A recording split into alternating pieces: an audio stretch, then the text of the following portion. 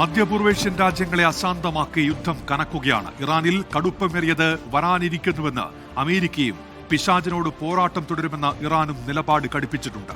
4 ദിവസത്തെ ആക്രമണത്തിൽ 787 പേർ കൊല്ലപ്പെട്ടെന്ന് റെഡ് ക്രസന്റ് അറിയിച്ചു. ഹിസ്ബുള്ള ഇസ്രായേൽ ഏറ്റുമുട്ടൽ രൂക്ഷമായ ലെബനോണിൽ കൂട്ടപ്പലായനം തുടരുന്നു. വിവരങ്ങളുമായി ഇപ്പോൾ ഇന്റർനാഷണൽ ന്യൂസ് ഡെസ്കിൽ നിന്ന് സരുൺ എ ജോസാണ് ചേരുന്നത്. സരുൺ, ഈ ആരോപണ പ്രത്യാരോപണങ്ങൾ നിറയുന്നുണ്ട്.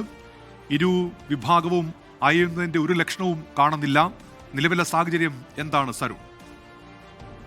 ഉന്മേഷ്, ഇന്നും ഇറാന്റെ മുകളിൽ 100 കണക്കിന് യുദ്ധവിമാനങ്ങളാണ് വട്ടമിട്ട് പറന്നത്. 500-ലേറെ ഇടങ്ങൾ കേന്ദ്രീകരിച്ച് ആക്രമണം നടന്നെന്നാണ് റെഡ് ക്രസന്റ് അറിയിച്ചിരിക്കുന്നത്. ഇന്ന് പ്രധാനമായും ഇറാന്റെ ഭരണ നേതൃത്വത്തെയും അതുപോലെ തന്നെ സൈനിക ഉന്നതരെയും ലക്ഷ്യമിട്ടായിരുന്നു ഇസ്രായേലിന്റെയും അമേരിക്കയുടെയും ആക്രമണം. പ്രസിഡൻഷ്യൽ ഓഫീസും അതുപോലെ തന്നെ സുപ്രീം നാഷണൽ സെക്യൂരിറ്റി കൗൺസിലിന്റെ ആസ്ഥാനവും ലക്ഷ്യമിട്ട് ആക്രമണം നടത്തിയെന്ന് ഇസ്രായേൽ പ്രതിരോധ സേന അറിയിച്ചിരിക്കുന്നു. IRGCയുടെ ഇറാന്റെ വിപ്ലവ സേനയുടെ ആസ്ഥാനം ലക്ഷ്യമിട്ടും അതിന്റെ കമാൻഡർ ഇൻ ചീഫിനെ ലക്ഷ്യമിട്ടും ആക്രമണം നടത്തിയതായുള്ള റിപ്പോർട്ടുകളും പുറത്തു വരുന്നുണ്ട്. അതുപോലെ തന്നെ ഇറാന്റെ റഡാർ സംവിധാനവും ഡ്രോൺ സംഭരണ കേന്ദ്രവും മിസൈൽ സംഭരണ കേന്ദ്രവും ലക്ഷ്യമിട്ടും ഇന്ന് ആക്രമണങ്ങളുണ്ടായി. ഇങ്ങനെ ഇറാന്റെ പല ഭാഗങ്ങളായി പടിഞ്ഞാറൻ മേഖലയിൽ ഇസ്രയേലും കിഴക്കൻ മേഖലയിൽ അമേരിക്കയും ഇന്നും ആക്രമണം രൂക്ഷമാക്കി. അതുപോലെ തന്നെ ചർച്ചയ്ക്കില്ലെന്ന് ഇറാൻ വീണ്ടും വ്യക്തമാക്കിയിരിക്കുകയാണ്. പതിറ്റാണ്ടുകളായി അമേരിക്കയെ ഗ്രേറ്റ് സാത്താൻ എന്നാണ് ഇറാൻ വിശേഷിപ്പിക്കുന്നത്. ആ പരാമർശം സൂചിപ്പിച്ചാണ് ചർച്ചയ്ക്കില്ലെന്ന് ഇറാന്റെ വിദേശകാര്യ മന്ത്രാലയം അറിയിച്ചിരിക്കുന്നത്. പോരാട്ടം പിശാചിനോടാണ്, ചർച്ചകൾക്കില്ല, പ്രതിരോധത്തിൽ കേന്ദ്രീകരിക്കുകയാണ് ഇപ്പോൾ. വിദേശകാര്യ മന്ത്രാലയമാണ് ഇക്കാര്യം അറിയിച്ചിരിക്കുന്നത്. ഇന്ന് രാവിലെ ഡൊണാൾഡ് ട്രംപ് അത് വേണമെങ്കിൽ ഇറാനിൽ കരയുദ്ധത്തിനും തയ്യാറാണ്, സൈനികരെ അങ്ങനെ എത്തിക്കാനും ഞങ്ങൾ തയ്യാറാണ് എന്നായിരുന്നു ഡൊണാൾഡ് ട്രംപിന്റെ പ്രതികരണം. യാതൊരു വിട്ടുവീഴ്ചയ്ക്കും തയ്യാറല്ല എന്നാണ് ഡൊണാൾഡ് ട്രംപും അറിയിച്ചിരിക്കുന്നത്. ഈ ഇറാനിലെ ഭരണ നേതൃത്വം ദുർബലമായെന്നും വേണമെങ്കിൽ ഭരണമാറ്റം ഉടൻ സാധ്യമാക്കുമെന്നുമാണ് ഇസ്രായേൽ പ്രധാനമന്ത്രി ബെഞ്ചമിൻ നെതന്യാഹുവിന്റെ പ്രതികരണം. അങ്ങനെ ഈ സമാധാനത്തിനുള്ള യാതൊരു സൂചനകളും ഈ നേതാക്കളുടെ പ്രതികരണങ്ങളിൽ നിന്ന് ലഭ്യമാകുന്നില്ല. അങ്ങനെ ഇറാനിലെ യുദ്ധം അത് രൂക്ഷമായി തുടരുകയാണ്. അതുപോലെ തന്നെ സമീപ പ്രദേശത്തുള്ള മറ്റൊരു രാജ്യമായ ലെബനോണും മറ്റൊരു യുദ്ധക്കളമായി നീങ്ങുന്ന കാഴ്ചയാണ് ഇന്ന് കണ്ടത്.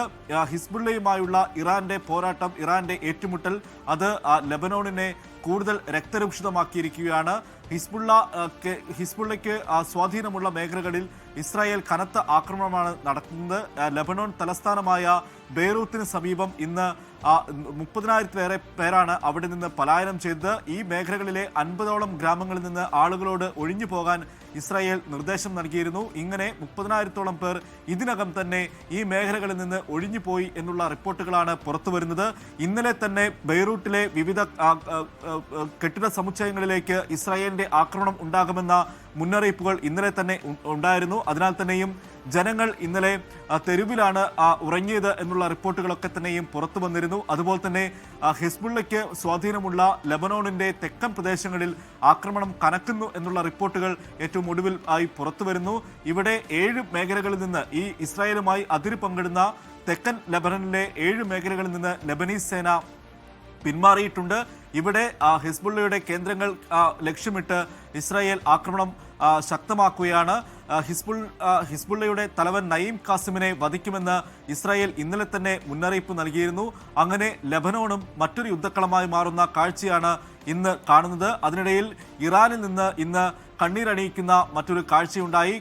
ആദ്യ ദിവസം ആക്രമണം നടന്ന മിനാബിലെ 150-ലേറെ വിദ്യാർത്ഥികളുടെ സംസ്കാര ചടങ്ങാണ് ഇന്ന് അവിടെ നടന്നത്. ആയിരക്കണക്കിന് ആളുകളാണ് ആ സംസ്കാര ചടങ്ങിൽ പങ്കെടുത്തത്. യുദ്ധം വരുത്തിവെക്കുന്ന വിന അല്ലെങ്കിൽ അതിന്റെ ശേഷിപ്പുകൾ എത്രത്തോളമാണെന്ന് വ്യക്തമാക്കുന്ന കാഴ്ചയായിരുന്നു ഇന്ന് മിനാബിൽ ലോകം കണ്ടത്. ഉന്മേഷ്, സരുൺ എ ജോസാണ് ഇന്റർനാഷണൽ ന്യൂസ് ഡെസ്കിൽ നിന്ന് വിവരങ്ങൾ നൽകിയത്. 4ാം ദിവസവും ഏത് തരത്തിലാണ് ഇപ്പോൾ ഈ സംഘർഷം നടന്നുകൊണ്ടിരിക്കുന്നത് എന്നതിന്റെ വിശദാംശങ്ങളാണ് സരുൺ നൽകിയത്. ഇരുവിഭാഗവും അയ്യാൻ തയ്യാറാകുന്നില്ല എന്ന് വ്യക്തമാകുന്നുണ്ട് പ്രതികരണങ്ങളിൽ നിന്ന്.